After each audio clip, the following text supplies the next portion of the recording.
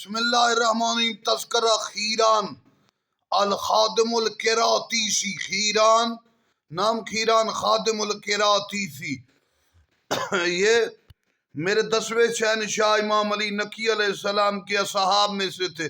کون؟ خیران خادم القراتیسی۔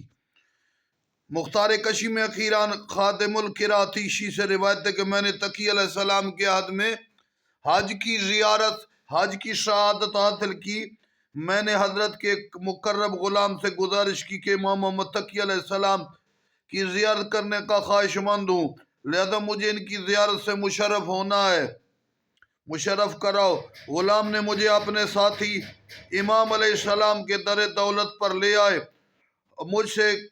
مجھ سے کہا کہ تم جاؤ، ٹھہرے ہو، اندر جا کے تمہیں حضرت سے اجازت طلب کرتا ہوں۔ مجھے کھڑے کھڑے کافی دیر ہو گئی۔ میں نے دربان سے مسئلہ بیان کیا تو اس نے بتایا کہ وہ غلام تو کسی اور کام کے لیے باہر گیا ہے۔ میں یہ سن کر مایوس ہوا۔ اسی اثنا میں غلام نمودار ہو مجھ سے کہا تمہارا نام خیران ہے؟ میں نے کہا جی ہاں میں خیران۔ اس نے کہا تجھے امام نے یاد فرمایا ہے۔ تو پھر امام کے پاس آ گئے۔